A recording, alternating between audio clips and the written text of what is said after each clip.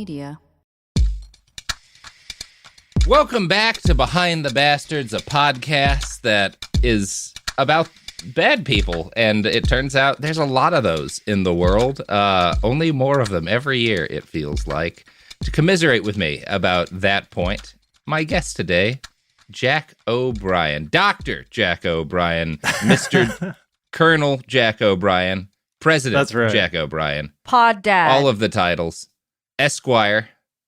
Esquire. What other titles are there? Do we have titles for, like... I don't know. I like the Colonel Honorable because Colonel. The Honorable Colonel, because that's one that when they give it to you, you can just start calling yourself that. Like we just did an episode about Elvis. That's the dream. His That's Colonel the dream. was just like somebody called him that one time. I think he helped someone get a Colonel parade forever. permit in like New Orleans, and they were like, "We'll make you Honorable Colonel, sir." And he was like, started signing his name on legal documents. Oh yeah, that way. If I was ever made a Kentucky colonel or whatever other kind of, anytime, the second I get made a colonel, I am never introducing myself any other way. I like to think, so when we went to the RNC and DNC, they had this display of president's shoes. I like to think if there was like a podcast version of it, it would just be Jack's Jordans. My Jordans. Yeah. I have some behind me right there. Yeah. Yeah. That's what I think. That's very nice of you, Sophie. I don't think I can take credit for all podcasts. But, you know what's not nice of me, Jack. Man. Oh, good. Jack, Yay. I'm sorry. Right It's to telling you the life story of Greg Bovino. No. I really like Robert, can you share Yeah. the working title that you did? Because it's a great working title. I don't know. You see, I went back and forth on it because I feel like it's too obvious. I just called him America's Kirkland brand Gestapo chief. Yeah. Yeah, I love it. Yeah. I like it. Yeah. I like that a lot. And there's a thing because like there are people. He gets angry that people compare ICE to the Gestapo, and he's not with ICE; he's with Border Patrol. But they're all Gestapo-esque, and people get angry about them. And there's like three different kinds of people here. There's like normal people who are like, yeah, it seems like some Gestapo kind of thing. There's like closet Nazis in the Trump administration being like, first off, it's Gestapo, and second, second, you're using the wrong font to make that accusation. And then there's guys like me who tries to switch between the two. Yeah. Just because I've read too many books and watched too many documentaries about the Gestapo. Wow, we're doing I swear to God, Bovines. I'm not being sus. Shocked to hear that about you, Robert Evans, host of Behind the Bastards. Yeah. This is an iHeart podcast. Guaranteed human. Support for the show comes from Public, the investing platform for those who take it seriously. On Public, you can build a multi-asset portfolio of stocks, bonds, options, crypto, and now generated assets, which allow you to turn any idea into an investable index with AI. It all starts with your prompt. From renewable energy companies with high free cash flow to semiconductor suppliers growing revenue over 20% year over year, you can literally type any prompt and put the AI to work. It screens thousands of stocks, builds a one-of-a-kind index, and lets you backtest it against the S&P 500. Then you can invest in a few clicks. Generated assets are like ETFs with infinite possibilities, completely customizable and based on your thesis, not someone else's. Go to public.com/podcast and earn an uncapped 1% bonus when you transfer your portfolio. That's public.com/podcast. Paid for by Public Investing. Brokerage services by Open to the Public Investing Inc. Member FINRA and SIPC. Advisory services by Public Advisors LLC, SEC registered advisor. Generated assets is an interactive analysis tool. Output is for informational purposes only and is not an investment recommendation or advice. Complete disclosures available at public.com/disclosures. You're listening to a podcast, so you're doing something else too, like maybe scrolling home listings on Redfin, saving places you like without thinking you'll get them, because that's what house hunting has become. But Redfin isn't built for endless browsing. It's built to help you find and own a home. Redfin agents close twice as many deals as other agents, which means when you find a place you love, you've got a real shot at getting it. Redfin helps turn saved listings into real addresses. Get started at redfin.com. Own the dream. Life gets messy. Spills, stains, pet accidents, and kid chaos. But with Anabay, cleaning up is easy. Our sofas are fully machine washable, inside and out, so you never have to stress about messes again. Made with liquid and stain-resistant fabrics, that means fewer stains and more peace of mind. Designed for real life, our sofas feature changeable fabric covers, allowing you to refresh your style anytime. Need flexibility? Our modular design lets you rearrange your sofa effortlessly. Perfect for cozy apartments or spacious homes. Plus, they're earth-friendly and built to last. That's why over 200,000 happy customers have made the switch. Upgrade your space today. Sofas start at just $699. Visit washablesofas.com now and bring home a sofa made for life. That's washablesofas.com. Offers are subject to change and certain restrictions may apply. Hey, this is U.S. Olympic gold medalist Tara Davis-Woodhull. And I'm U.S. Paralympic gold medalist Hunter Woodhull. As athletes, our lives are about having a clear path. And a team that you can absolutely trust. So when it came to getting the best mortgage, we chose PennyMac. PennyMac is proud to be the official mortgage provider of Team USA and you. Learn more at pennymac.com. PennyMac Loan Services, LLC, Equal Housing Lender, NMLS ID 35953. Licensed by the Department of Financial Protection and Innovation under the California Residential Mortgage Lending Act. Conditions and restrictions may apply.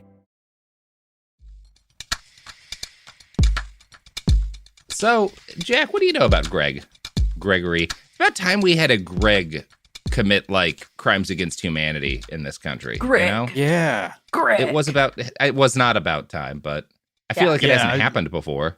I think, diversity of first name is really important. Yeah. So I was also welcoming when Greg showed up on the scene. Finally, some Greg representation in the crimes department. I host a daily news show called The Daily Zeitgeist with Miles Gray. Yes, you do. I thought as a man, you were a man who needed no introduction, but clearly that's irresponsible. Well, no, but I mean, due to that show, do have some experience covering the latest happenings, but we do that show twice a day, and therefore I didn't have a lot of time to dig into his backstory to really see what makes this guy tick. Yeah. I have a feeling I was just like kind of using context clues and making educated guesses about what makes him tick. But I don't know that much other than that his rapid rise and precipitous dismissal. Yeah, and that's actually happened once before in his career. Which not we'll Greg. Chat about a little bit. Greg? Yeah, not Greg. Greg, again, you can't Bavines? you go back to the other crimes against humanity this country has committed. You can't imagine like a Greg having some significant role in like the displacement of the Native Americans, right? Or like you can't imagine Greg like it's Gregory? just not an old. It's like Maybe. I have trouble imagine. I can imagine a Gregory. I can imagine like a Gregory something or other being involved in one of this nation's great crimes. I can see that name signed on to like the order to intern people, but not a Greg. You know, Greg. like there weren't Gregs until very recently. I feel like it's certainly not in a position where they could do crimes against humanity. Like Greg. It's like kind of got like a Gen X like quality to it, where it's just like, you can just call me Greg. Would it be better or worse if he was a Craig? Like, would we believe him more or less? Because I feel like I do believe Greg doing crimes against humanity more than Craig. Firmly, Greg is worse. Craig is a trustworthy name, you know? Greg, there's a little something sketchy about it. Yeah, anyway. When do Gregs first start showing up? Just not Gregory's, but Gregs. Gregs, you know? in it had to have been the 70s. Like Cousin Greg's Succession. There you go. That's the birth of the bad Greg. Greg is a young person's name. It is. Further point. But literally in that show, he decides he wants to be taken seriously, and he's like asks people to call him Gregory, but he says it like Gregory. With the emphasis on the wrong syllable. Yeah. The wrong syllable. I recently met a 70-something-year-old man named Corey. Whoa. And I was That's like, upsetting. Are you the first Corey? Like, you are first. Did you start? And I did ask him that, and he didn't think it was funny. I think it's funny. Corey is such a young person's name. Yeah, Greg. Yeah. Well, we've all tried Let's learn to about this guy. avoid hearing more because it's going to be so upsetting. I please will tell be us. over on my end Googling historical Gregs. First Greg history, comma. Yeah. So I sat down to write this episode the week Mr. Bovino lost his special job dressing like a Nazi while overseeing Border Patrol operations alongside ICE in Minneapolis. He'd made the news several times for his statements in the wake of the murders of Renee Good and Alex Preddy, and during the first year of the Trump administration had generally turned himself into the physical embodiment of the regime's violence towards Americans. It's too early to say what the future holds for Greg, but given that he just took a turn as sin eater for the Trump administration, I think it's time we look into who this guy is and where he came from.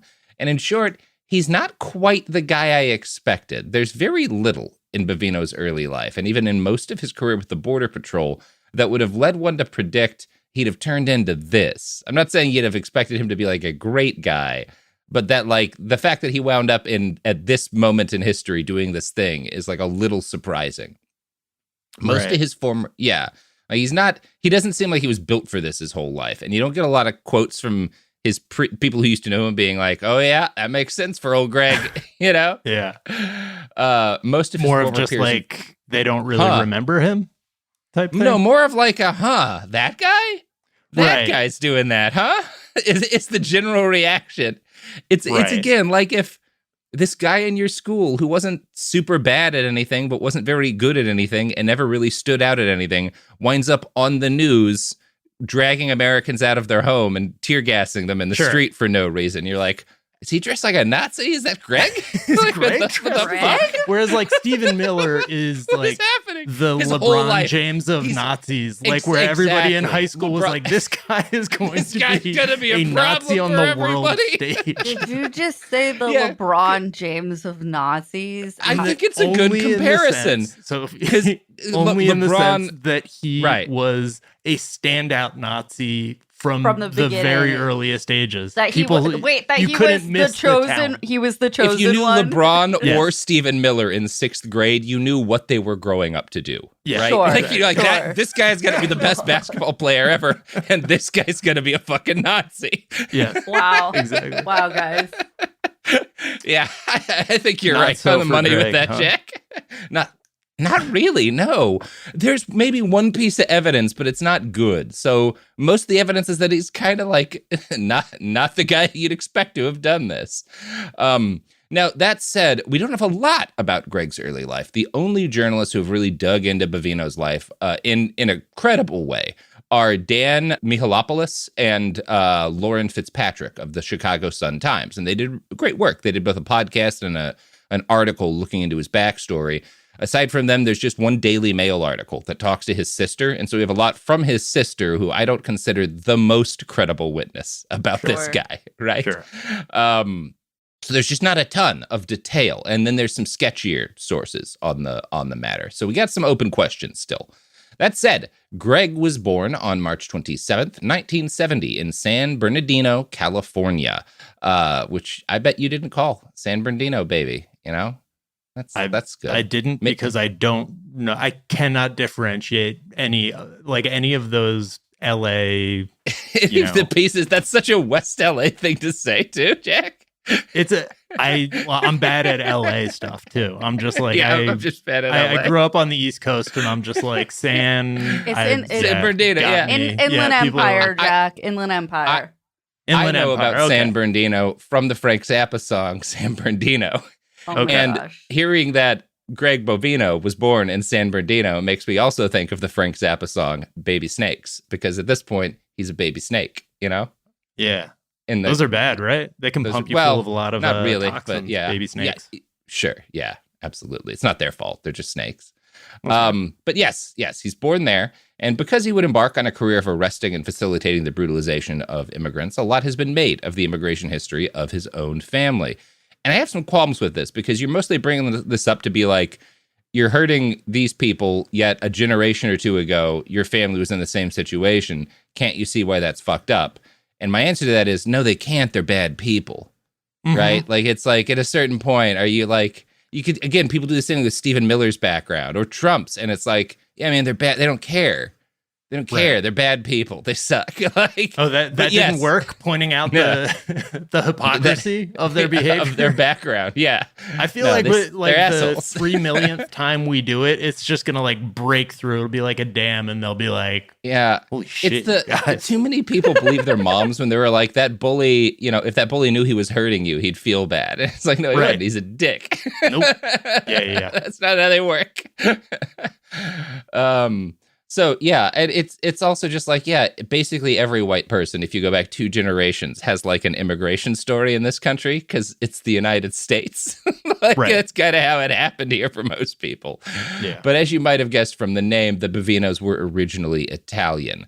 In 1909, Michele Bovino, who was Greg's great-grandfather, left the village of Alprigliano in the mountains of southern Italy.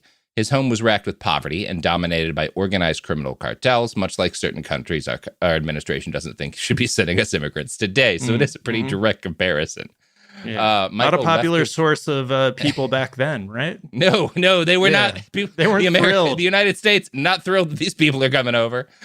So Mikel, who I'm sure was immediately called Michael as soon as he entered, you can't be going by that here, left his wife and kids behind. So they are staying back in Italy, and I guess he's sending them back money as he seeks to make a life for himself in the United States.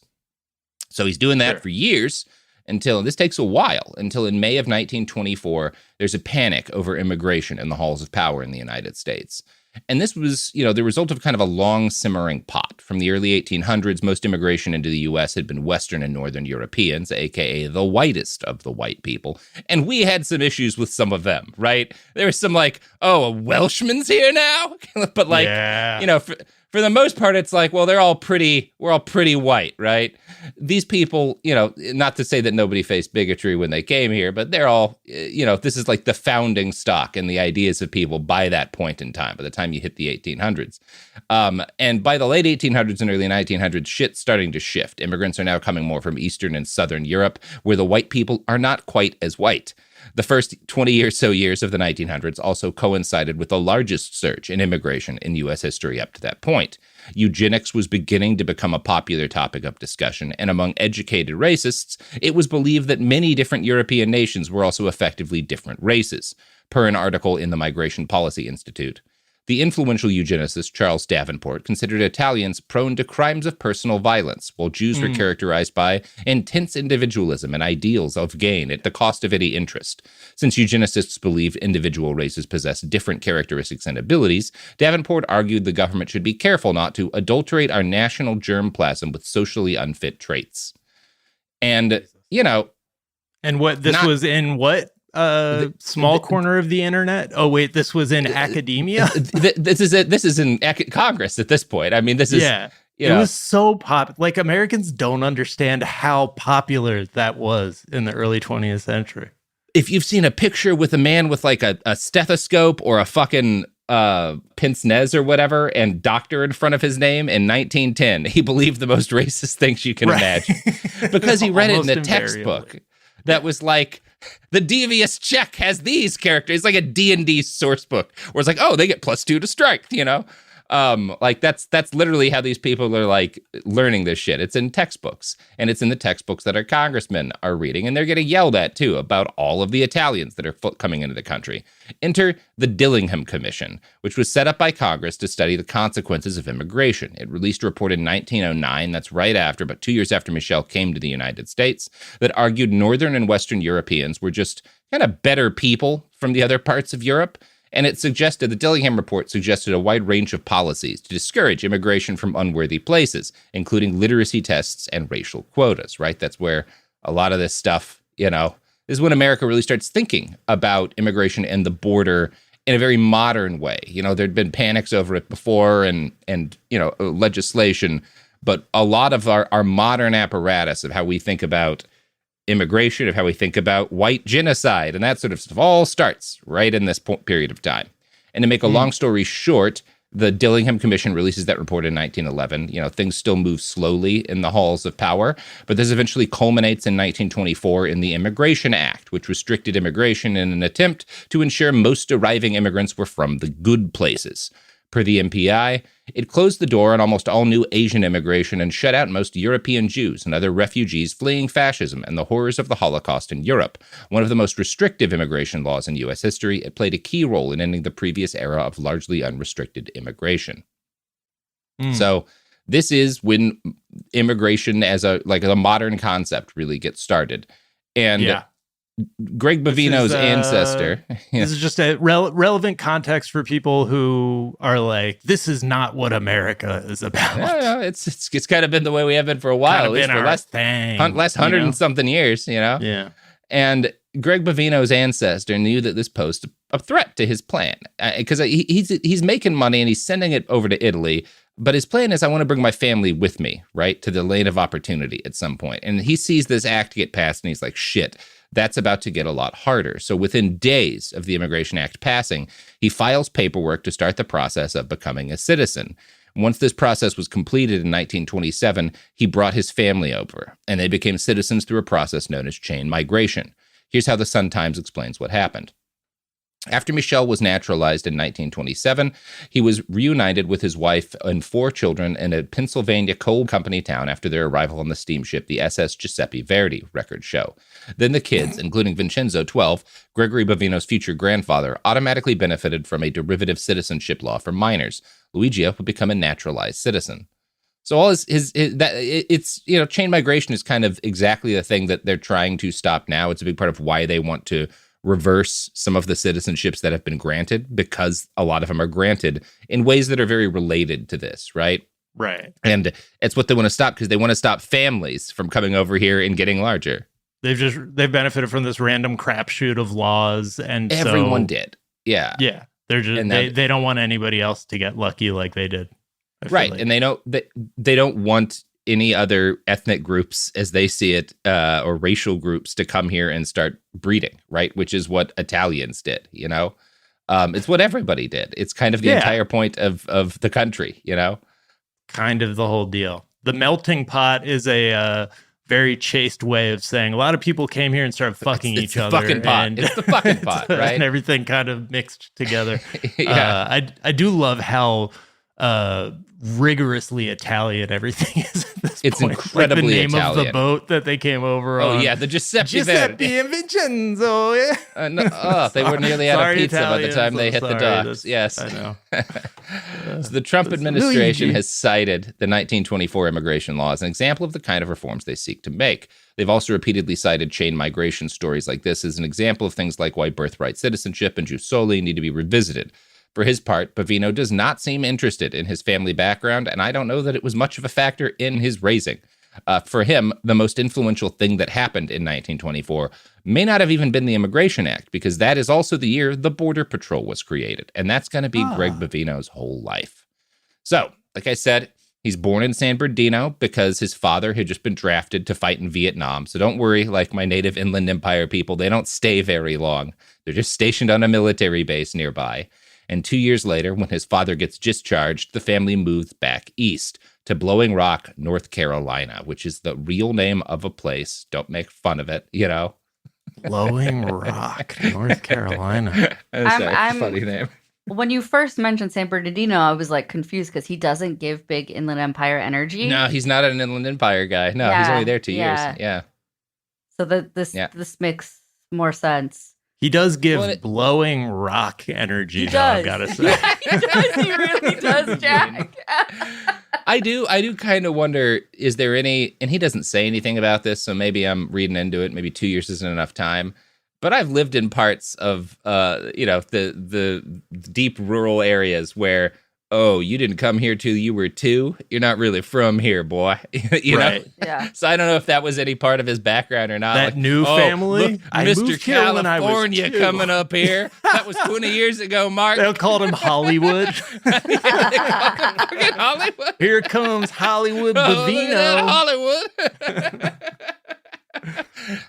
Yeah, I could see that, but they don't say anything about that. That's purely headcanon for fucking Greg Bovino.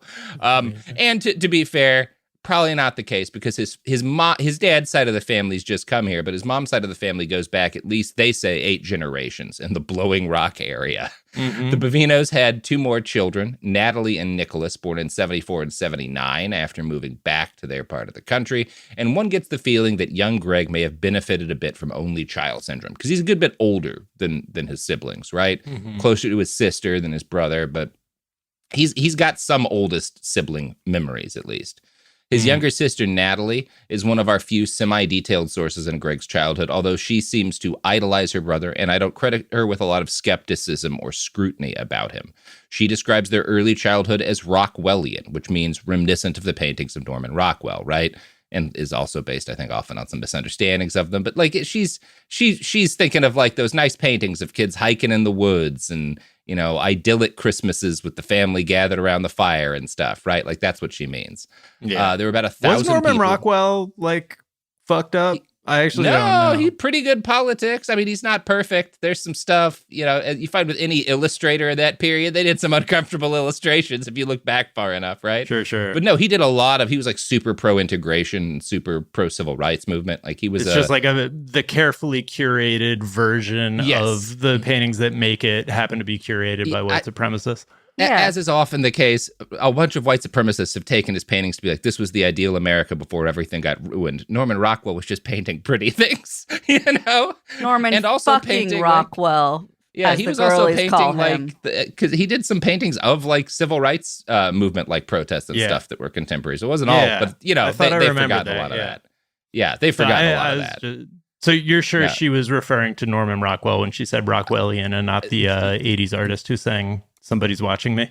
Yes, I do not believe she was referring to the 80s artist who sang Somebody's Watching Me. Thank you, though, for bringing that up. Norman fucking Rockwell. Yeah. Norman fucking There Rockwell. were about 1,000 people in their hometown, which she describes as literally perfect. So again, she has these idyllic memories of their early childhood. The Bovinos benefited from a tight family and an extensive one, right? They have a lot of in-laws and relatives. And they had money, too. They're doing very well for a while. Their father had started a successful bar, the Library Club. And the reason why it's such a big deal here is that their town is like the lone wet county in the middle of a bunch of dry counties. So there's a bunch of bars in town, and it's kind of like a vacation town. So it's both where people come on vacation, but also if anyone nearby wants to drink, they have to come to Blowing Rock, right? And the Library Club's like one of the biggest places they're going to go to. You can make a good living by having the brilliant innovation of we live in a town where I can open a bar and no other towns around us can open a bar. I bet people will drink here. I bet people will drink here, and they sure did. Because people talk about like being able to like how, you know, previous generations you could like buy a house for this and like everything was so much cheaper. It was also so easy to like succeed back then. There were less ideas had been had, you know? Just like I don't know. I think people will use plastic in the future. I'm getting into plastics. And you become a millionaire. Yeah, it was easier. It was easier. Most of the sources I find now, I will say though, Jack, I don't know that we fully understand how the library bar made its money. Most of the sources I find just describe it as a bar. And weirdly enough, the thing that made me think maybe something more was going on here was that interview I found with Natalie in the Daily Mail, where I don't think she's trying to let on that her dad was a criminal, but that's kind of how it sounds. Because here's a quote from her. In those early years, the family was living the good life, thanks largely to the success of the Library Club. And here's Natalie. The bouncers would drop huge sacks of money off, stacks and stacks. He did incredibly well. The family was able to buy their house and a boat. They'd ride on Watauga Lake and a membership in a country club where they ran a side business, a drink stand on the 9th hole. And that's not how bars work. What were they doing there? The bouncers don't come to your home with sacks of money. That's not... I've known a few bar owners, and none of them have the bouncers drop sacks of money off at their houses. Your dad was moving something. Yeah, he was moving weight, sir. The side business drink stand on the 9th hole is such a fantastic detail. Yes. Wow. Yeah, well, we were basically millionaires for the time because he had a drink stand on the 9th hole of a golf course. Natalie. Yeah, no, that makes sense. Yeah, that doesn't sound like the way you bribe the judges about any case. He drove an ice cream truck, and then it's like, what? Yeah, no, getting we were at a small bar. You know, the bouncers dropped sacks of money off at the house, as is normal.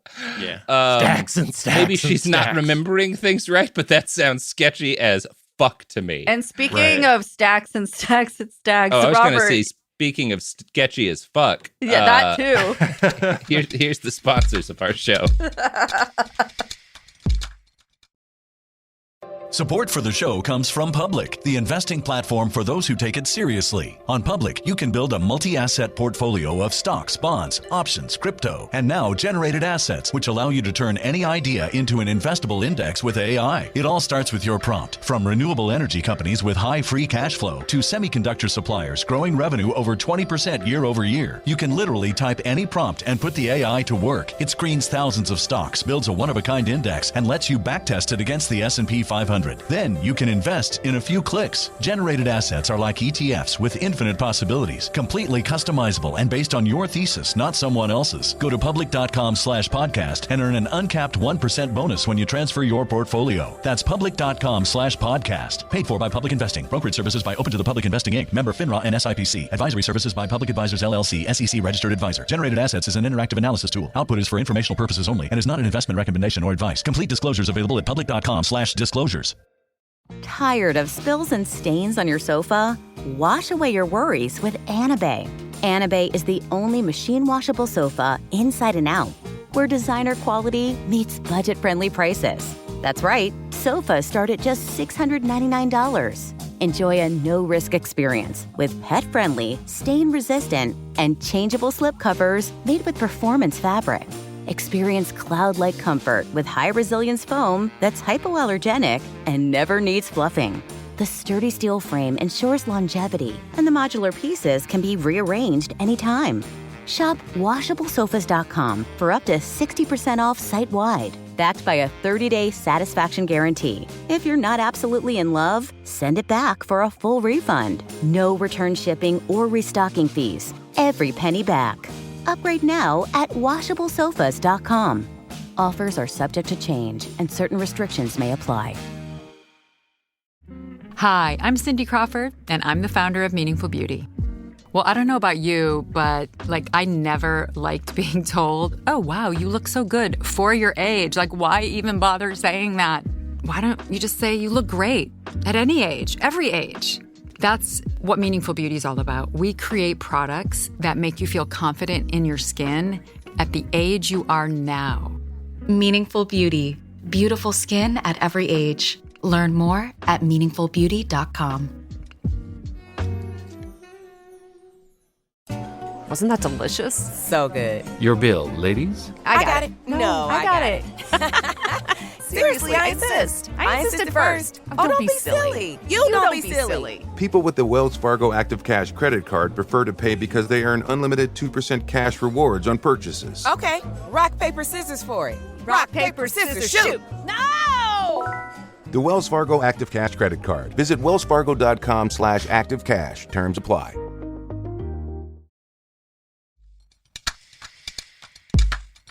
And we're back. So, yeah, I don't know. Greg grows up, to be fair, whatever the truth is about their dad, the kids didn't grow up aware of anything sketchy. Greg spends his early childhood hunting, fishing, and exploring the woods. His parents got him his first shotgun at age 8. He reads hunting magazines voraciously, which is how he encountered his first pieces of pro-Border Patrol propaganda. And this is interesting because I get a different answer. Every other article I read talked about a thing we'll discuss later. There's a movie he watches, and they're like, and this is the first time he encountered the Border Patrol. And it's actually talking to his sister that the Daily Mail gets this piece of information that I think might be more accurate, because it feels more accurate to me, at least. The hunting publications featured columns written by old-time Border Patrol agents such as Skeeter Skelton and Charles Askins. The young boy had found his calling. He thought it was the Wild West, Natalie Bovino told the Daily Mail. It was like a true frontier. It was those old-timers that inspired that in him. And that is more believable to me than the other story, just because, I too was a young boy once, and I've read a lot of similar articles and a lot of similar magazines. I could see that happening to this kid. You're familiar with the works of Skeeter Skelton? You know what, Jack? I am. That's what we're going to talk about next, because The second, as someone with a comedy background, the second I read the name Skeeter Skelton, I was like, well, we gotta deal with that. Skeeter. Say more.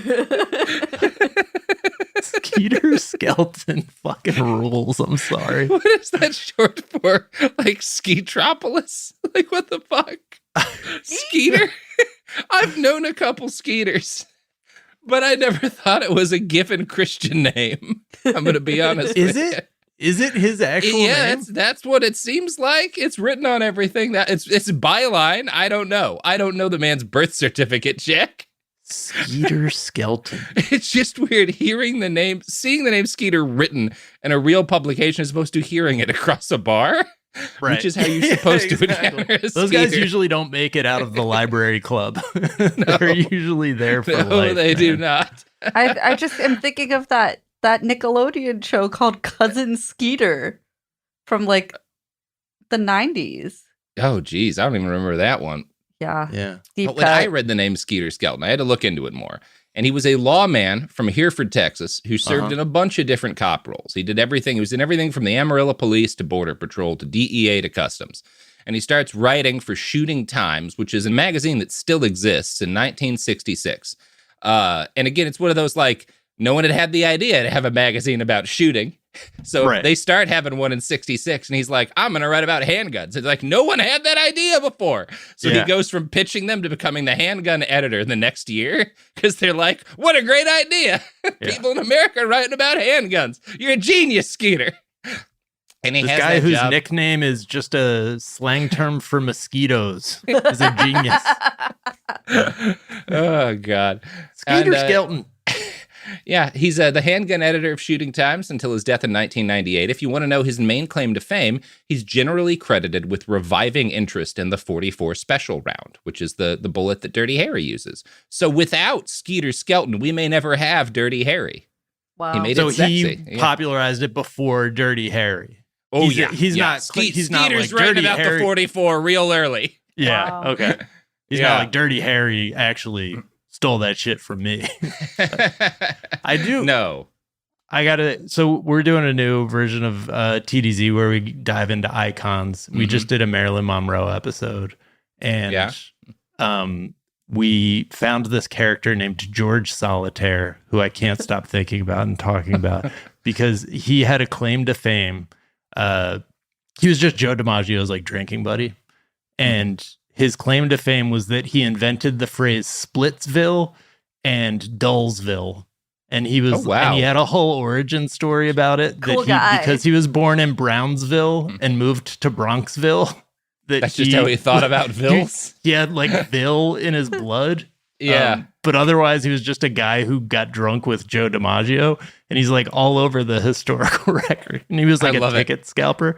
I love a guy like that. Having a claim to fame that is that specific and stupid is just like my hat's off to like what a weird world. It's one of those things. The second someone tells you that, they're like, I came up with that word Splitsville. You're like, you must have. No one else would think of lying about that. No one would claim to have done that. Yeah, that's not a thing anyone would pretend. Yeah, but like to be like, I popularized this one round, and that's kind of my shit. It's kind of my whole shit. If an ancient man came up to me and said, I made the .44 popular, I'd be like, you probably did. Yeah, I guess I don't know who would lie about that. To lying and like getting to just find a lie so specific. There you go, people. That nobody would ever be like, lie.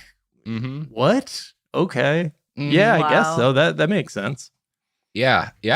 I'll believe it. And so I haven't had the time because he wrote articles for 20-something years. I haven't had the time to go through all of Skeeter's old articles on Shooting Times, but I found one article and I read the first paragraph of it, Jack. And this kind of tells you all you need to know about what young Gregory might have picked up reading Skeeter's columns. Oh my God. Almost all the objections to the .357 Magnum as a police weapon come from city police departments. It is argued, with some justification, that an officer who fires a Magnum in a crowded city is more likely to kill innocent non-combatives than he would be if armed with a standard .38 Special. Not much is given to the fact that the same officer runs a hell of a lot more risk of being killed himself when his low-powered .38 fails to put an armed opponent out of action. Yeah. So just look, some city cops say using this bigger bullet gets regular people killed because it goes through doors and stuff. Right. But have you thought about the danger of not killing a guy? Yeah. Out of action. Right. I love, and you see also, because this is actually was published right after his death, but he wrote it a little before. So this was published posthumously in 1988. But you can see the early birth of a lot of the warrior ethos, warrior cop shit here. The whole, well, you could say an officer was more likely to kill innocent non-combatives as opposed to innocent people. Innocent civilians, non-combative. So they still could have done something right? Everything is in the context Wrong, right? of the assumption that someone's attacking you. That's how you leave the door in the morning. Yeah, everyone is combative or entering a non-combative. combat situation. Right. It's worth the risk to have a gun that shoots through 4 people in a crowded urban environment. Exactly. And so this is the kind of shit he's reading as a kid. The early precursors to a lot of that is what Greg Bovino is. The fact that as a 9 or 10 or 11-year-old, he's reading, something because he was born in 1970, so he would have been born a couple years after this guy started writing for Shooting Times. So from the time he's a little kid, he's reading stuff like this. He's almost patient zero for this warrior cop ethos bullshit. He may have been he's among the very first kids who got hit with this stuff as a child. Right in there's the not bloodstream. an earlier generation. Yeah, right into the bloodstream, and it just takes over as far as we can tell. So Natalie's interview is the only place I found reference to Bovino reading these magazines, and every other piece on him lists, as I said, a very different inciting incident for his interest in the Border Patrol as a career. Here's how the Chicago Sun-Times describes it. Bovino has said that he was inspired to join the Border Patrol when he saw a movie called The Border that came out when he was just 11, produced by a distant cousin of his mom. It just starred Jack Nicholson and Harvey Keitel as agents. But the young Bovino was crestfallen that the movie portrayed the agents as bad guys and said that he was moved to join the Border Patrol in 1996 to show that he was the opposite, a good border cop. Making the border secure is my personal responsibility, Bovino said on a podcast in 2021. And I wonder, is it that maybe he saw the movie and then started reading the magazines, but his sister describes the magazines as kind of the first thing? So is it that Bovino doesn't want to admit that I read some magazines by some Border Patrol guys and thinks that, because this is a more convenient modern right-wing narrative, right? That I saw the liberal Hollywood movie about the Border Patrol and I wanted to prove him wrong, which is kind of what I suspect. And it's you're, instead of having to rely on people wanting to learn more about Skeeter Skelton, you can just be it had Harvey Keitel and Jack Nicholson. Those are names you've heard before. This will stick in your brain. You don't have to say set Skeeter. out to correct those guys rather than being well, have you read the works of Skeeter Skelton? No. Yeah. That's a name you just made up, man. Yeah, that's not a real guy. Yeah. So the idyllic, perfect part of Greg's childhood also ends the same year The Border comes out, when he's 11. His father drives home drunk one night from work. I'm sure it wasn't the first night. Can't have been, right? And he winds up crashing his truck directly into a car, killing a young woman and brutally injuring her husband. Jesus. They were 26 and 29 years old, respectively. Jesus. It was a bad crash. There was no sign that Bovino tried to brake before hitting the other car, which the local paper described as bowled over by the impact. Mike was unharmed. The victim's husband sued the Bovinos and sued Mike's bar, and ultimately Mike pled guilty to a misdemeanor charge of death by motor vehicle, but the judge in his case ordered he be sent to state prison as treatment for his alcoholism, and he stays there for 4 months. There's an article written about him while he's in jail. He tells the Charlotte Observer that he'd long struggled with his drinking and that he'd gotten drunk the night of the crash because his wife had begged him to quit the sauce, and that had made him angry. He promised not to do so again after getting out of jail, saying, "I've got a dead woman on my hands. Getting dead drunk just isn't worth it." I don't know how else you frame that, but that's not the best way, maybe. I don't know. The lawsuit destroys his business. What a clever bit of wordplay. Yeah, why do we need word? You killed a woman. Why are we doing wordplay here? Yeah, what's the point, we could guy? just skip the fucking Hallmark poster and just go right to, I stopped drinking because of a horrible thing that happened as a result of my drinking. Yeah. Because I That's a weird way to describe it. murdered a lady. Thank you. Yeah. Just I killed a woman would have been enough to say. Yeah. The lawsuit destroyed his business, obviously, forcing him to sell it. Betty decided she'd had enough and divorced him after this, gaining sole custody of their 3 children. Mike left the family and settled in New Mexico. Greg was 14 when his dad left, so this takes a while. You have to imagine this is a bad 3 years. Yeah. And he enters high school right around the same time the divorce was finalized. He was not recalled by his peers as an overly memorable student, right? He's not someone who really makes a mark. When he started at Watauga High School, he joined the wrestling team. And if you have seen photos of Greg around other people, he's not a large man, right? No, he's a wee man. He's a smaller fella, right? And height isn't everything. There's weight at classes and stuff. Height's not everything in wrestling. It's great for wrestling to be small. Yeah. It can be handy. But he's also, even in that world, kind of small, right? And he doesn't seem to have developed in other ways to compensate for that. And everyone who talks about his time in wrestling is very polite about this, but he was not good at it. The Sun-Times people actually talked to his old high school coach, who it seems like a very nice man, because when they bring up, was he good? He's like, well, when he was, he wasn't the biggest boy. He wasn't the biggest guy. But at the end of his senior year, he got the Most Improved award, which is something, even though the team had an unusually terrible season, which is a very sweet way to try to describe this boy. Yeah, it could just be that our team got so shitty that he was actually like kind of par for the course for our team. Yeah, that's kind of what he's saying. How I am just curious, now that you've researched 3,000 of the worst people to ever live. How common is the not remembered versus not very. I remember that shithead. Mostly, generally when we come across a guy who there's not much about their childhood or background, it's because they were like some weird con person in the 1800s, and it's like they just hopped onto the historic record when they were 30, and we don't know what the fuck was going on previously. Or it's someone who's such a minor weirdo or creep that there's just not a lot. No major, they haven't been covered by a major newspaper. No one's dug into them that much. With someone like Greg, it's not common to have this little, when you actually talked to a bunch of their classmates and peers. That's the weird thing. The one thing that we typically come across that's like a commonality is like somebody who has crazy ambition, and that's what people remember.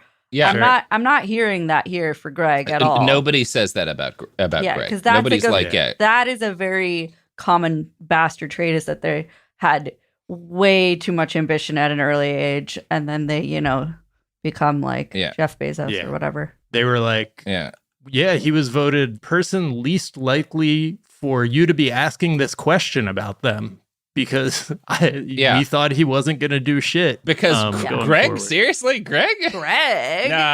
You talking about Greg? Well, first of all, his name is Greg. Gregory.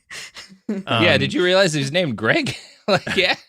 Sorry to the Gregs out there. It's hard to it's not even an insult. It's just hard to imagine a Greg being like the mouthpiece of a fascist government. Literally have a cousin Greg, and he is delightful. Cousin Greg, if you're listening to this, I love you, cousin Greg. Yeah, I'd have trouble imagining your cousin Greg as the mouthpiece of a fascist regime, Yeah.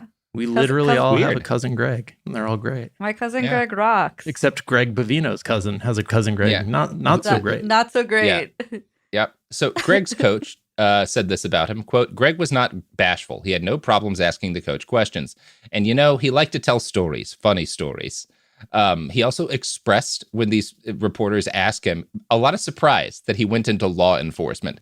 And he says so in a way, I love this. The coach says this in a way that makes me think like, I think this coach might not like the police very much. Quote, that was a real surprise. I just didn't picture Greg being in law enforcement. He was always very pleasant, and I didn't see him as that. That to me didn't seem to fit his personality. It wasn't a dick. I wouldn't have guessed he'd become a cop.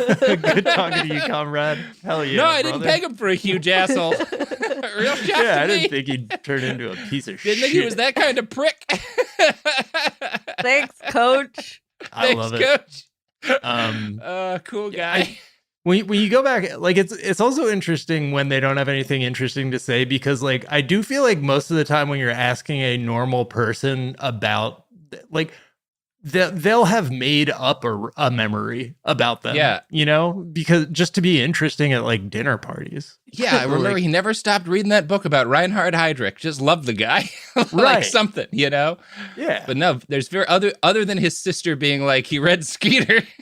Yeah, he read that one Skeeter kinda and his scans. coach being like, I didn't think he was a big enough asshole to be a cop. To be a cop, yeah. Jason Perry, his wrestling teammate, also expressed surprise at what had become of Bovino. He described Greg in school as very polite and added, I don't think Greg would not do his job. And like, if they're asking him to do something that's not fair to minorities, I'm sure he's hating it. This is kind of a Bible Belt community, so I know Greg was exposed to compassion and love for his fellow man, but it's dangerous to speculate what a man is thinking. I hope whatever happens, I hope it works out good for him and his family and the people that are being mistreated. Which He is knows such a, about it. Such a middle of the road thing. I hope both the guy hurting people and the hurt people get better. Okay. It's crazy because I know he's aware of compassion. Mhm. Like he's heard of it. Like Yeah, for he's sure aware heard he's of not it. supposed to. He must not like what he's doing because he's not supposed to act this way. Yeah. He's heard of compassion. Heard of Yeah. it. Well, I know he's not supposed to be doing this shit. Yeah. Yeah. Now, if you spend any amount of time looking this guy up on social media, you'll run into some claims made by a purported former classmate of his on Reddit that are much more negative than the recollections gathered by the Sun-Times.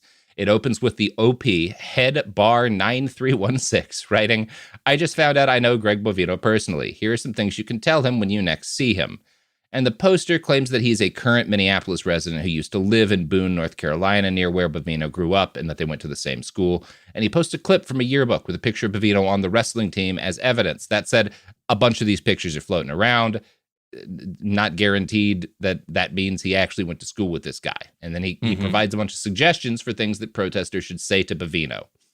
Hey, Greg, you're the reason your dad got drunk and killed that woman in Blowing Rock, which led to your parents' divorce.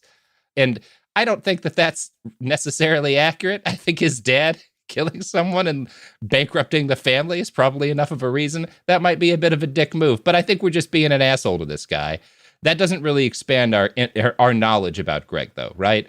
So let's move on to the next one. Hey, Greg, do you think it's weird that the Watauga High yearbook has you listed as most likely to shit his pants in public? Now, they don't. Burn. I've seen his yearbook.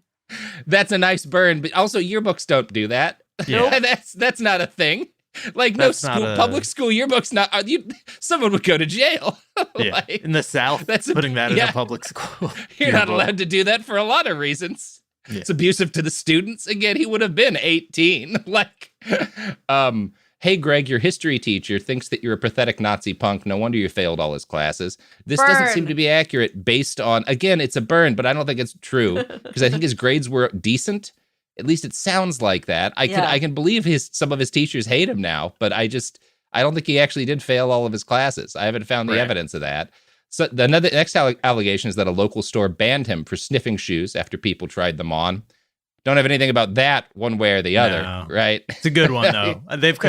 Now we're getting to like pretty good lies to tell about someone. Yeah. And then the last like one kind of is weird that and specific enough, like having invented Splitsville. It's like, no, yeah, he had to the be last one banned from is- Payless shoes. Yeah. The last one is really specific, Jack. And again, not one we can back up in any way. Hey, Greg, do you remember eating the Watauga Pioneers wrestling team's soggy biscuit? Is it still gay to eat semen off a Bojangles biscuit, or was that just an 80s thing? Now, again, first off, he was born in 70, so he wouldn't have been, that works out, I guess. So, 80s? Yeah. Yeah, that does work out. The timing works out. The Bojangles biscuits make sense. That said, I can't back up the rest of this. And there's enough wrong with the previous parts of this that maybe this is someone who went to school with him and is just like throwing out shit because they didn't like him. You know, maybe he did sniff shoes in a local shoe store. I can't prove it, but there's no evidence. People are going to bring this up because it went crazy viral. I can't back any of this up. And there's Both nothing of those in here things, I feel like we can confirm both of those things happened in that guy, whoever the poster is. Someone in that guy's life. Yeah. And like he's that's just like way too specific. Yeah, because those are like good and specific and weird. Yeah. Like those are real specific. He's probably just taking those and being like, these happen to Greg Bovino. And I believe some guy did those things. Yeah, for sure.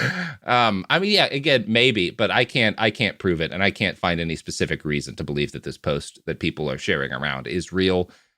Boy, if anyone can prove that Greg Bovino got banned from a store for sniffing shoes, let's have it. But nobody else seems to be sharing this yet. Great. Some cub reporter, go down to Boone, figure this out, break the mystery. So just looking through microfiche, looking for shoe sniffing. Right, microfiche in the basement of the shoe store. It's all just shoe store related articles. All right. So I'm going to come clean here and say, I like the smell of new shoes. Wait, what is so if you're at a shoe store waiting for people to finish trying on shoes. Right. So are you taking their shoes while their existing shoes while they're trying them on? Because I can see how you'd shoot this in a TV show, right? Where like you have somebody putting on, take off the shoe, put it up, and then you have like, oh, Greg, sneak around the corner, check, see that the coast is clear. Jack goes up to the shoe box, I'm gonna gets come chased off clean with here. the fucking broom. I think new shoe, new tennis ball, and new car are underrated, like synthetic chemical smells that I enjoy. Like I will hard to put agree my on the nose tennis in a ball. new pair of sneakers that I just opened the box on and take a nice deep huff. And should I be banned? Yes, perhaps. Nobody's worn them yet. What's wrong with that? I don't know, shoe sniffer. All right, new shoe sniffer, brand new shoe sniffer, brand new. Come on now. All right. So that's the myth about Greg Bovino that I had to, I don't know. It's not even busting. It's just pointing out, I've seen this going around. This doesn't directly comport with anything else that's independent, and I have no specific reason to believe this is all true. So anyway, his sister describes him as a voracious reader in high school, and I've seen a few other accounts that match this. He liked military history and cowboy novels, particularly the work of Louis L'Amour, and his favorite book was probably Robert Heinlein's Starship Troopers, surprising no one. His sister told the Daily Mail that he reads Starship Troopers once a year, which completely makes sense. Yeah. Oh, man. Yeah. I get it. So did I back in the day. But now, wait, I know the movie is satirical. Is the book also? No, not at all. Okay. So Robert Heinlein was an interesting guy. A very influential science fiction writer. One of his books, The Moon is the Harsh Mistress, is often seen as providing a lot of the ideological underpinning for the libertarian movement, right? Like it's a foundational text for American libertarianism. Yeah, they've been coming off well in this whole thing, by the way. I said influential. Yeah. That's not a value term. Right. And he's a guy, he started out as a socialist, and then he had his like weird super reactionary right wing, like John Bircher period, and then he became kind of more of like a normal libertarian sort of deal.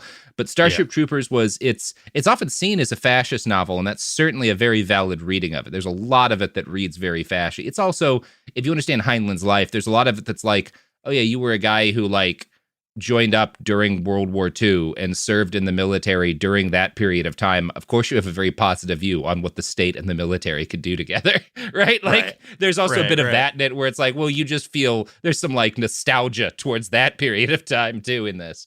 But it is a book about, no, literally the best type of government would be the military runs everything, right? So I can see why Greg Bovino is attached to this book as a kid, especially without any of the slight mitigating factors in Heinlein's own life. And Heinlein, pretty racist guy. I'm not that interested in mitigating it. I'm just saying there's a little bit more there than there would be with a guy like Bovino. So once he graduates high school in 1988, Bovino went to Western Carolina University, where he studied natural research conservation before becoming the first member of his family to graduate college. He then joined the Border Patrol in 1996. He graduated as part of class 325. One of his classmates, Jason Owens, would wind up as head of Border Patrol. The two have podcasted together, per the Sun-Times, with Jack, is the strongest bond that two people can share. That's right. During their podcast together, Bovino claims Owens had better grades and graduated at the top of the class, but that he was better at PE and marksmanship. And he makes this claim a lot, that he was the best shot in the Border Patrol, basically. I haven't seen independent confirmation of this. Seems like he might be kind of just jazzing himself up a little bit. Yeah. But pretty easy claim to make. Pretty easy claim for you to make.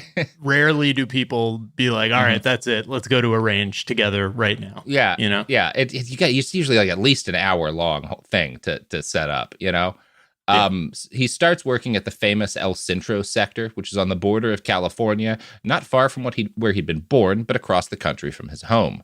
Per the Sun-Times, quote, Bovino told Owens later that he was impressed when the sector chief showed up in the field alongside the agents. Bovino said it showed him the need to get into the fight. It's not a fight. It's not a fight, Greg. A bunch of hungry people walking across a desert, not a fight. Not a battle. Seen a couple of battles. They don't look like got that. Some enemy bugs out there. I mean, there are hungry people stumbling around battlefields, but you don't look at them and go, the fight. You look at them and go, that guy's starving to death because he hasn't eaten in 3 weeks. Non-combatants, we'll call them for now. Non-combatants is a good term. We got to see, though, if they got any weapons. They might get into the fight. Yeah. That's right. So he was promoted steadily over the years and wound up transferred to Washington, where he got a master's degree in national security at the National War College, and then New Orleans, where he led a sector. In 2020, he was sent back to El Centro as a commander. He also spent some time in tactical units, per his sister, who makes this dubious claim. Early in his career, Greg would run into cartels and be the first one in the door because he had the best marksmanship there. You see that claim again. A lot of times it was drug cartel based, which he said has now infiltrated every major city with the crime and corruption. And again, I don't think Natalie knows all that much about this stuff. No. I think her big brother just told her this and she's like, that's the way it's got to be. By the way, if you talk to the son or like sister or, children of any law enforcement officer who are gullible enough, this is the same. First of all, first of all, you guys don't know how dangerous it is out there. And second of all, their dad is actually secretly the sickest marksman. Yeah, and he's the best with a gun. Like, it's crazy. They thought he had like how good it was with a gun. dog. Yeah. Yeah. That's amazing. But it's great. So, it's a certain type of person who lies about that stuff to their sister. Right. Because I haven't found this claim repeated elsewhere. Clearly not anywhere credible. But we do have documentation of his career running El Centro, where he oversaw about 1,100 employees. Critics say that under Bovino's leadership, BP employees were violent and cruel towards migrants. The ACLU accused one of his agents of assaulting a Salvadoran migrant in 2022, separating her from their 10-year-old child for nearly a year after presumably she was beaten. The woman was charged with assaulting an agent in detention, and then the charges were dropped. The Sun-Times quotes Monica Longerica, a senior attorney for the Center for Immigration Law and Policy, as saying, I think it was a prosecution that sought to silence her, stop her from speaking out about the assault that she experienced. We've seen it here at the border for a very long time, and now obviously, Bovino has taken that show on the road. And I bring this up because you can see this exact pattern in the rest of it, in his most recent chunk of his career, right? Yeah, right. Yeah. Where someone is being assaulted by the people under his command, and that is treated as an assault somehow. Yep. Yeah. It's interesting. Yep. So for his part, Bovino has bragged that the consequences El Centro agents force upon migrants lead to fewer people trying to cross in the first place. Earlier in his career, he seems to have had more of an interest in portraying himself as a good guy to members of the public. Not long after he got transferred back to lead El Centro, a local activist, Edie Harmon, 81, complained about Border Patrol vehicles harming wildlife. Bovino fancies himself a conservationist. He's gotten a degree on the subject, and he once wrote a thesis about the danger illegal immigrants pose to animals in the Southwest. So he agreed to go hike with Harmon, and he wrote her a thank you note insisting Border Patrol cared about the environment too. Per the Sun-Times, she said Bovino tried to win her over by offering to install a guzzler, a watering tank for the sheep, and to dedicate it in the name of her dead husband. She said she declined because no biologist recommended that. Before Bovino left their hike, he's asked to take a photo with Harmon, each standing on opposite sides of a cactus. And that's just so weird, man. It's so That's weird. weird. That's weird guy behavior. What do you mean? What do you mean, It was the Biden dude? administration. I think he's got to pretend he cares about the environment. And I think he also sees it as, because he's got this background, this is a wedge you can drive between the liberal conservationists and the quote-unquote illegals, right? Is if you're like, well, they're bad for the environment, And Bruh, thankfully, you're bad Harmon for made the very environment, Greg. Fuck off. Yeah. Fuck off, Greg. And Harmon made the very good point that, like, he wanted to install a water tank for them. The reason the sheep are in danger is because the Border Patrol keeps putting concertina wire up across their grazing ground. It's the razor wire that's bad for the sheep. Yeah, I don't think they need water. They need there to not be razors laying around. Out, they're going to want some water, Robert. Yeah, that is true. As somebody who has done 3,000 podcasts on Hitler. Wasn't Hitler also like very into animals and animal rights? Yeah, he's a vegetarian, like that? big That's into not animals, uncommon. No, not at all. Yeah, for those two things to overlap. No, and I think, this may be Bovino. Maybe there's another version of Greg Bovino who just went into conservation. Right. But also maybe it's just, there's a degree, I think certainly by the time he's back at El Centro, there's this understanding that like, well, maybe this is a way we can drive a wedge between the people that I want to target and the majority of the voting population of this state, right? Yeah. Bovino is one of the guys who completely drank the Border Patrol Kool-Aid, right? He loves to use the nickname the Green Machine to refer to the Border Patrol, which is what they call themselves. I think they think it's cool. That's like a naked juice. Guys. That's like what they call. That's like a naked juice flavor. Yeah, it's Green Machine. It is. Yeah. They named themselves after the green juice from Naked Juice that like sometimes tastes real, like sometimes fine, and sometimes it's so fucking bad. Have you ever had a bad green juice? I have, From like man. one of those, like 7-Eleven green juice can go off. Yeah. Speaking of random products, Robert, it's about that time. Oh, is it time you don't want for me to another keep ad? talking about how Naked Juice Green Machine can sometimes go off? I've never seen you drink a naked juice. I sat next to you for years. Yeah, that's because I had a bad experience once. I'll tell you what. You're a Mountain Dew guy. That's right. Sophie's seen me at my finest. That's your green juice is a Mountain Dew. That's right. Why? What were you talking about? I once did a money phone in front of Sophie with a 6-pack of Mountain Dew. I think I have that picture. if I do have that picture somewhere, I am gonna have them put that up on Netflix. My finest work. Oh man. All right, everybody. Here's ads.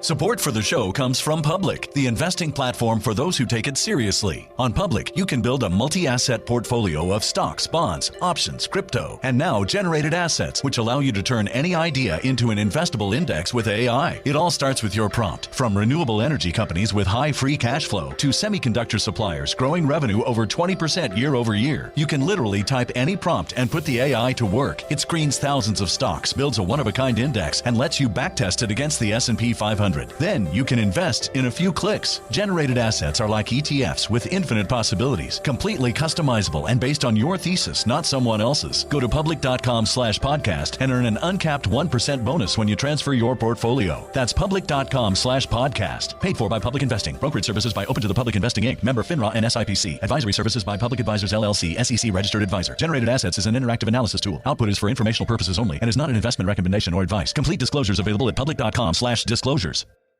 Tired of spills and stains on your sofa?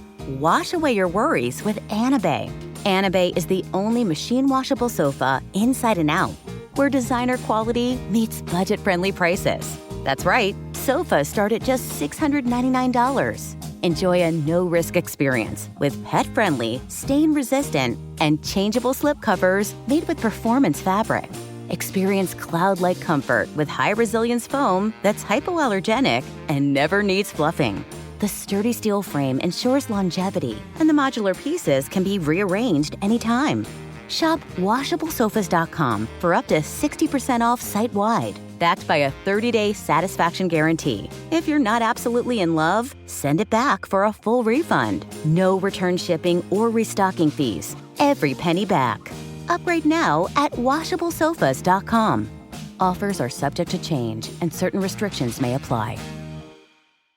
Now I'd like to introduce you to Meaningful Beauty, the famed skincare brand created by iconic supermodel Cindy Crawford. It's her secret to absolutely gorgeous skin. Meaningful Beauty makes powerful and effective skincare simple, and it's loved by millions of women. It's formulated for all ages and all skin tones and types, and it's designed to work as a complete skincare system, leaving your skin feeling soft, smooth, and nourished. I recommend starting with Cindy's full regimen, which contains all 5 of her best-selling products, including the amazing youth-activating Melon Serum. This next-generation serum has the power of melon leaf stem cell technology. It's melon leaf stem cells encapsulated for freshness and released onto the skin to support a visible reduction in the appearance of wrinkles. With thousands of glowing 5-star reviews, why not give it a try? Subscribe today and you can get the amazing Meaningful Beauty system for just $49.95. That includes our introductory 5-piece system, free gifts, free shipping, and a 60-day money-back guarantee. All of that available at meaningfulbeauty.com. Wasn't that delicious? So good. Your bill, ladies? I got it. No, I got it. Seriously, I insist. I insisted first. Oh, don't be silly. You don't be silly. People with the Wells Fargo Active Cash credit card prefer to pay because they earn unlimited 2% cash rewards on purchases. Okay, rock, paper, scissors for it. Rock, paper, scissors, shoot. No! The Wells Fargo Active Cash credit card. Visit wellsfargo.com/activecash. Terms apply.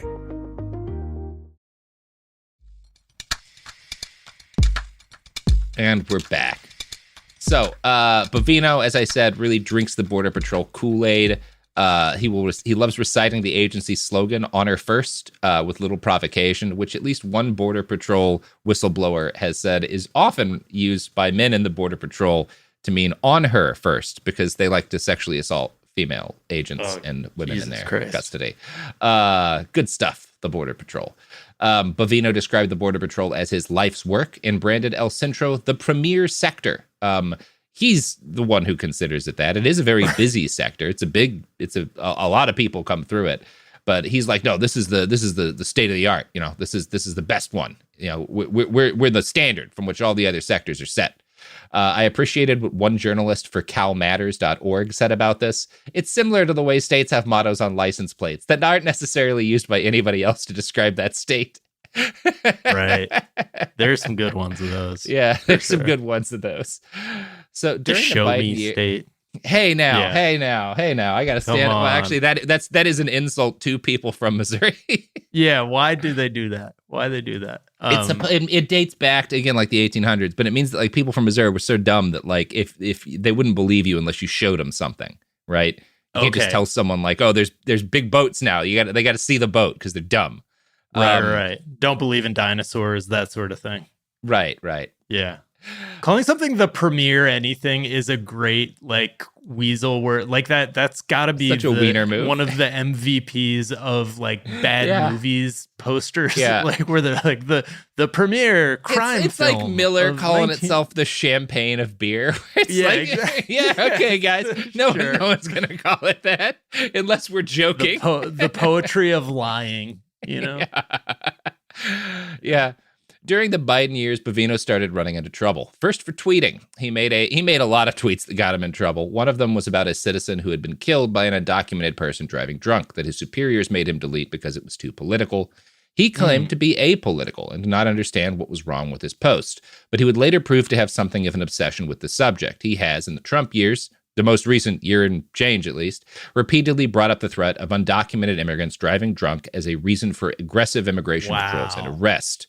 Yes. Robert, yes. wow. Nothing psychological there. Okay. Okay. That's okay, Greg. That's too good. Like that's so okay, man. Wild, man. Last year's Operation Midway Blitz in Chicago, which is where Bovino, and not where he first gained widespread national visibility, but it really massively increased his visibility, was in honor of a 20-year-old who'd been killed in a DUI, right? Like, this is a thing for Greg. And it's like, again, man, like, okay, you didn't want to go to therapy, but you're just taking your anger at your dad out on some random people, almost none of whom did anything wrong. Like, almost none of whom have ever driven drunk, right? This is up there with Tucker. I'm sure you guys have talked about it before on the show, but Tucker Carlson's we got to get our Tucker hatred episodes. of hippies and women, and then his mom left his dad for like a French hippie, and like his mom was a hippie. It's just like, damn, man, it's almost like too obvious. Like, how do you land where you are without being like, this is like everybody's gonna know why I'm the way I am. This is so bad. Yeah. That's often the case. And, you know, it's the case with old Greg, right? Now, one thing that made Bovino's El Centro stand out is that he had 5 agents whose whole full-time job was making videos. which is interesting. And it shows, again, he understands, he's at least someone who sees how good a shot Trump has at coming back in the Biden years and is like, I know what to do to get on this fucker's radar, is I need to start making some shit that goes viral. I got to piss off some libs, right? Here's how Cal Matters describes a representative example. 2 agents sit in their vehicle at night listening to a news broadcast about an undocumented migrant charged with the rape and murder of a 64-year-old woman in Santa Maria. The news clip is from a real CBS report from 10 years ago. An agent shakes his head in disgust and turns off the radio, saying, man, that's the second one in less than a week. Things are getting out of hand. Oh, wow. And if you're trying to make the case that, like, wow, every week multiple people are getting raped by immigrants, and it's like, your one example was from a news clip from 10 years ago. Their most powerful weapon, maybe, is selection bias, where they will find a crime and make it seem like it is constantly happening right next door to you. Yeah. Yep. Now, at that moment, dispatch comes over the radio, and it tells the agents there's a nearby vehicle loaded with migrants. The agents catch 3 of the men, but one gets away and sneaks into Anytown, USA, where he murders an American citizen, taking the man's cell phone and running off. And the screen goes dark, and the message, every apprehension matters. Do you know who got away? And again, less than 1%. So much plot. It's so much plot for such a shitty ad. It's like 30 minutes of a Chuck Norris movie. That's the opening of a Chuck Norris movie. Yeah. Only about 1% of the people the Border Patrol encounters have a criminal conviction, compared to 8% of American citizens. But there's little point in bringing reality into this. They don't care, right? Right. They just get to treat these people like complete shit. Right. And so it's like a chance. Yeah. It's bully tactics where you just find the person who's the least protected and then. Yep. Go after him. Yeah. So Bovino was called to testify before Congress in 2023. He discussed how crossings in his sector had increased significantly and basically made the border hot case that the Biden administration was failing to protect the border. Bovino's own history came up, including what turned out to be repeated issues with social media. One relevant quote was, I think there was one post with 2 Yemenis, terrorists. I was ordered to take that down. Bovino was relieved of command after his testimony, which the Republican House members who'd convened the hearing saw as retribution. And it probably was, right? Like, retribution for him saying being a dick, horrendous stuff and being bad. Yeah, for him being a fucked up asshole, but I guess that counts. And it's also this was retribution. I was fired as retribution for being bad. He kind of admits he's bad at his job in this, right? Yeah. Because his whole claim is that, like, you got to be brutal to reduce crossings, and he admitted that crossings were at an all-time high, and he's in charge. I don't know, man. Maybe you were just saying you sucked at your job. But he didn't suffer any consequences for his actions. Those House members complained about his demotion, and he was reinstated at El Centro. And you know what happened not long after. Donald Trump won re-election. On January 7th, 2025, the day after Congress certified his victory, Bovino led 65 agents in Operation Return to Cinder, per calmatters.org. Most of the official information about the raid came from Bovino's Facebook comments. He posted blurred photos of 3 Latino men alongside a photo of 33 pounds of marijuana in the trunk of a car. He wrote, here in the premier sector, we go the extra mile, or 500 of them, to protect our nation and communities from bad people and bad things. So congratulations, Greg. You protected California from pot. Like, great, man. Keeping that weed out of the state. Or smelled it here since. Ever since. That 33 pounds really put a dent in the state. Wow. 78 people were arrested. The Border Patrol told local business owners that the raids were targeting criminal activity, but this was obviously untrue. And a Cal Matters investigation partnered with Evident and Bellingcat showed that the Border Patrol had no prior knowledge of criminal history of any kind for 77 of 78 arrestees. This was very likely illegal, and the ACLU has sued on behalf of the farm workers. Agents are accused of failing to ID themselves or present warrants and of using brutal force. In one case, they slashed the tires of a U.S. citizen and then arrested them for seemingly no reason. I say very likely. This was very illegal. You know, like, this is all very illegal. Slashed the tires. They love doing that. They love doing it. What? So on what grounds were they arresting them if it wasn't for them having like warrants or anything? Here illegally. Mm-hmm. Okay. Yeah, I mean, that's their argument, is that, like, they were doing, that's the illegal thing they were doing, you know? Mm-hmm. So Minju not having the papers. Right. That's who they all are. Minju Cho, a senior lawyer for the ACLU, called this operation a pilot project for the ones that Bovino would later spearhead around the country. He'd earned the attention of the Trump administration for his combative presence on social media and willingness to use federal forces to brutalize people. In June of 2025, he was named tactical commander of a mass raid in Los Angeles, which sparked protests across the city. And you're all pretty familiar with what happened next. We're not going to go into crazy detail about everything Bovino did in the last year because you all lived through it, right? We don't need to do a ton of that. His agents helped ICE agents as they brutally detained random Angelinos. They blew open doors to houses. They gassed people in the street. Bovino had his video division craft ads depicting his men's violence to regular working people as action movie scenes.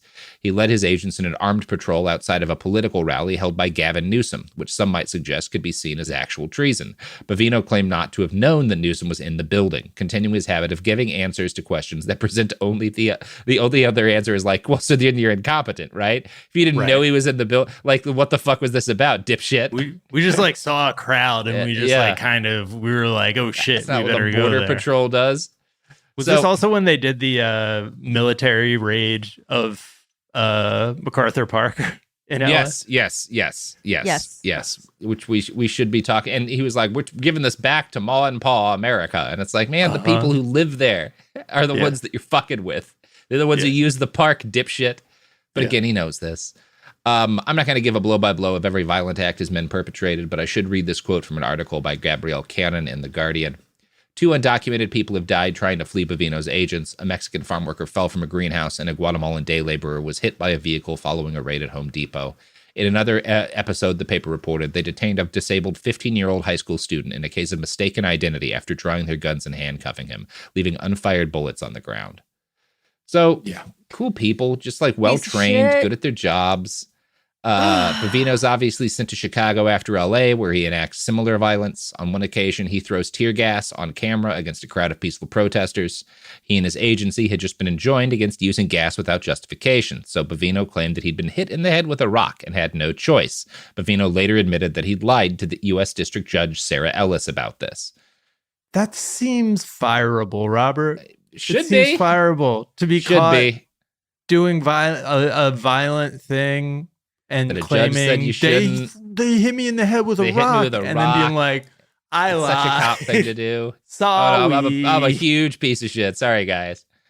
In October of 2025, he'd been declared commander-at-large of the Border Patrol, which is not a real job, but basically removed him from the normal Border Patrol hierarchy without giving him formal control over the whole group. In other words, it's the job you give a guy who you want out there in public. You want to let him do stuff for a while because you know eventually you piss people off too much and you want to be able to make him your sacrificial lamb, right? Let's make him a job that'll put him out in front of everybody because this dipshit is not going to be able to help himself. He was the face man for Trump's brutal mass deportations, and his main job, again, I think, was to provide a focus for public outrage. Walking around in his Nazi coat, looking like Doogie Howser at the end of Starship Troopers, shit like this serves as a useful distraction. Bovino has gotten to defend his choice of outerwear several times in interviews. Per globalsecurity.org, he explained that he purchased it around 1999 as a young Border Patrol agent and had worn it for more than 25 years in cold weather or formal settings without prior controversy. He pointed to a 2022 Department of Homeland Security ceremony under the Biden administration where he wore it and received only compliments. Survivors argue that the design draws from longstanding U.S. military traditions, such as the M1939-style overcoats or bridge coats used in law enforcement and formal uniforms, rather than exclusively fascist imagery. But we know why you're doing it, Greg. Come on, man. We know why you like it. You like it because it makes you look like Doogie Howser at the end of Starship Troopers. And also to be like, it's not fascist. It's from the U.S. military. It's like, well, okay. Let's take a look at the U.S. military history. There was something we were talking on Zeitgeist about how they're thinking about bringing ice to the Winter Olympics, and there's just a quote from somebody in Italy talking about their prison camps over there, like they're deporting Albanians and taking them to like a black site, and they were like, it's like Italian Guantanamo. And I was like, oh, we use Nazis as like our touchstone. The other countries use us as they're like, yeah, it's almost like we're America, as their like fascism touchstone. Mm-hmm. Jesus Christ. So Anyway, I'm not sure how much there is to say. I mean, there's a lot more, but you've all lived through it, right? You know, we know where he is right now. After 2 murders in Minneapolis, he was picked to be the face of the Trump administration's miscalculation. He was removed from his fake job and sent back to El Centro. I'm sure this is not the end of us hearing about Gregory Bovino. They're kind of keeping him in the cooler, right?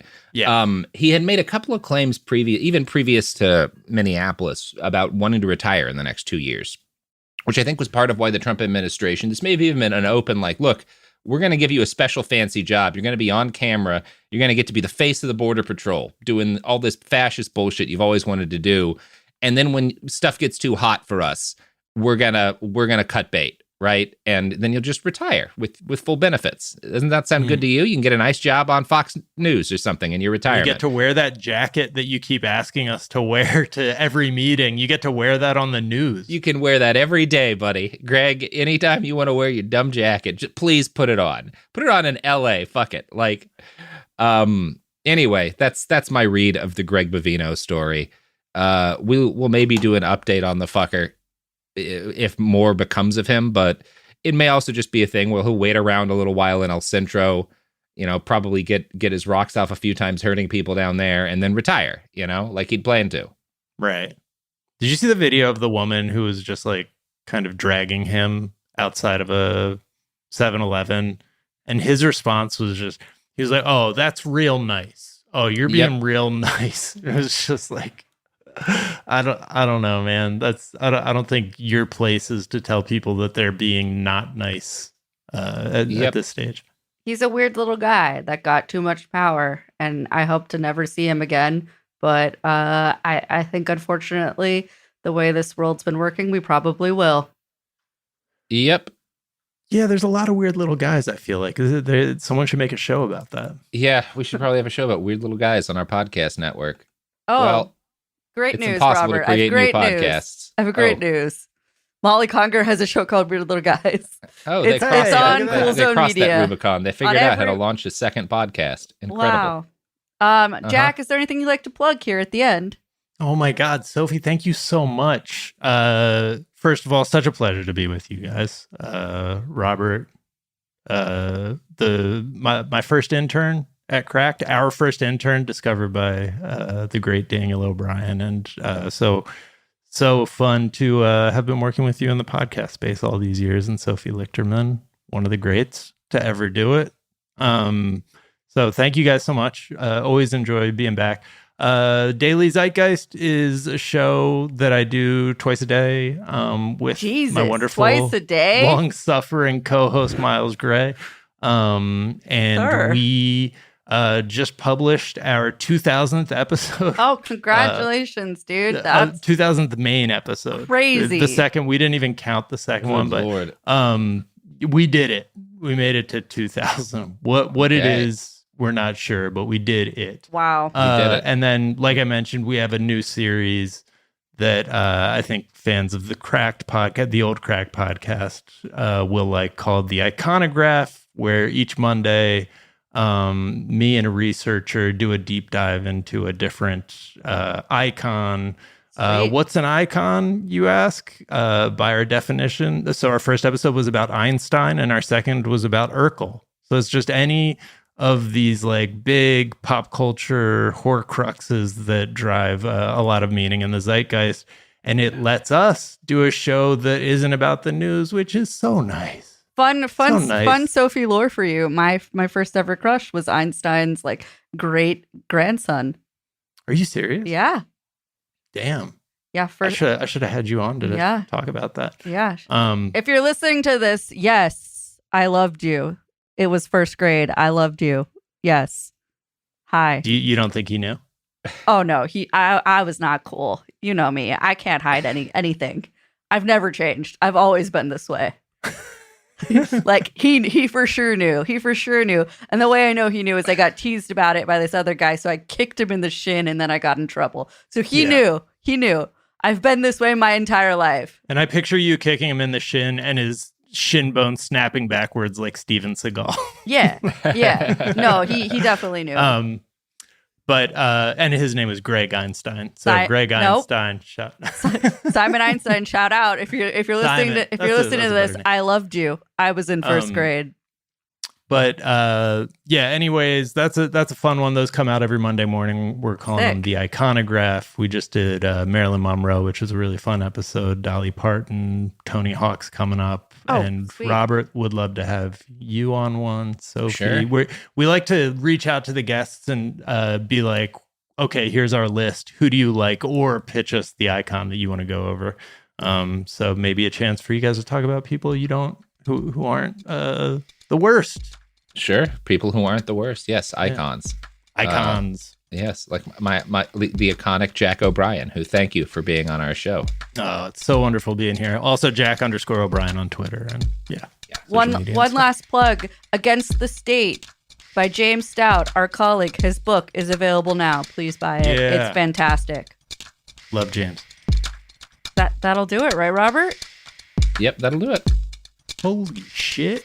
Bye-bye. Behind the Bastards is a production of Cool Zone Media. For more from Cool Zone Media, visit our website, coolzonemedia.com, or check us out on the iHeartRadio app, Apple Podcasts, or wherever you get your podcasts. Full video episodes of Behind the Bastards are now streaming on Netflix, dropping every Tuesday and Thursday. Hit Remind Me on Netflix so you don't miss an episode. For clips and our older episode catalog, continue to subscribe to our YouTube channel, youtube.com/@BehindTheBastards. We love about 40% of you, statistically speaking. Tired of spills and stains on your sofa?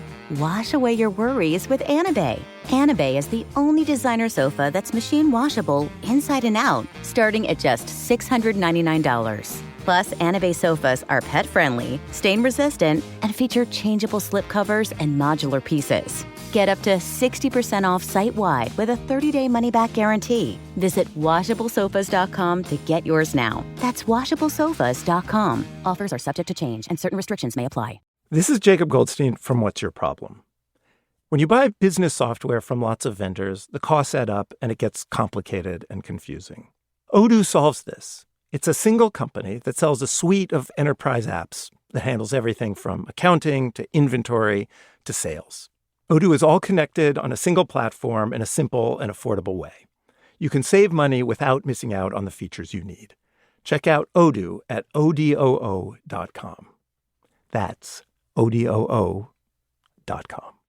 Flag football is exploding, and iFlag is leading the way. As the Guinness World Record holder, iFlag hosts premier flag football tournaments nationwide for boys, girls, high school girls, and adults. From first-time players to elite competitors, iFlag delivers top-level competition, unforgettable experiences, and a community built around the game. Ready to be part of it? Join the movement. Find your tournament and learn more at iflag.org. That's iflag.org. In the heat of battle, your squad relies on you. Don't let them down. Unlock elite gaming tech at Lenovo.com. Dominate every match with next-level speed, seamless streaming, and performance that won't quit. Push your gameplay beyond performance with Intel Core Ultra processors for the next era of gaming. Upgrade to smooth, high-quality streaming with Intel Wi-Fi 6E and maximize game performance with enhanced overclocking. Win the tech search. Power up at Lenovo.com. Lenovo. This is an iHeart podcast. Guaranteed Human.